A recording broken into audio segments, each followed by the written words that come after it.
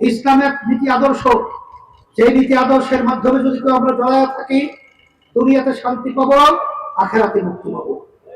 যখন আমরা দেখলাম সমঝোতার মধ্যে তারা যখন নাকি নেতৃত্ব নিয়ে গেল জামাত, এবং তারা প্রচলিত নিয়মে তারা দেশ পরিচালনা করবে, যখন এটা আমরা বুঝতে পারলাম, তখন আমরা কঠিন এক সিদ্ধান্ত নিয়ে ইসলামকে বাংলার জমিন উঁচু করার জন্য, মানবতাকে রক্ষার জন্য, দেশকে সুন্দর করার জন্য আমরা তখন ঘোষণা দিলাম ইসলামী আন্দোলন বাংলাদেশ হাত পাখা প্রতীক নিয়ে ইসলামের পক্ষে একাই নির্বাচন করব, বাংলাদেশকে পরিবর্তন করব, সোনার দেশে পরিণত করব ইনশাআল্লাহ।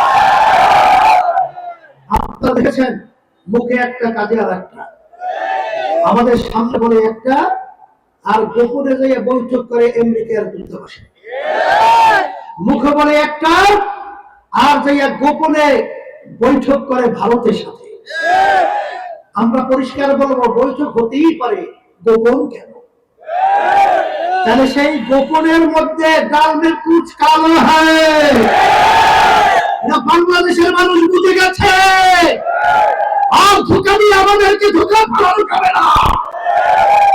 এই দেশকে রক্ষার জন্য, ইসলামকে রক্ষার জন্য যারা দেশকে ভালোবাসেন, আমরা মনে করছেন একা হয়ে গেছে, ঠিক না?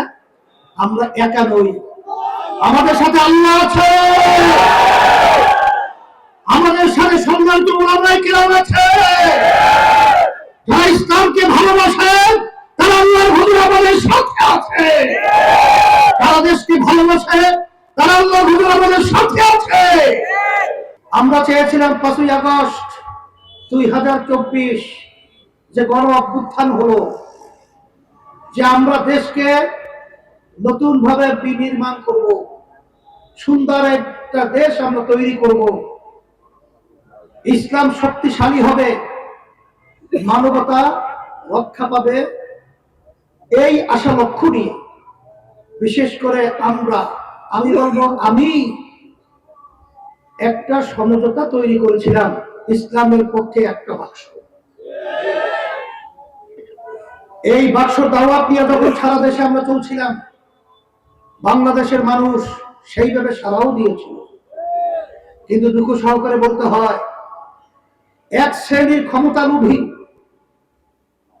এরা ইসলামের বাক্সের পরিবর্তে তারা নিয়ে আসার চেষ্টা করতেছে বর্তমান প্রচলিত আইনে নাকি আবার দেশ চালাবে।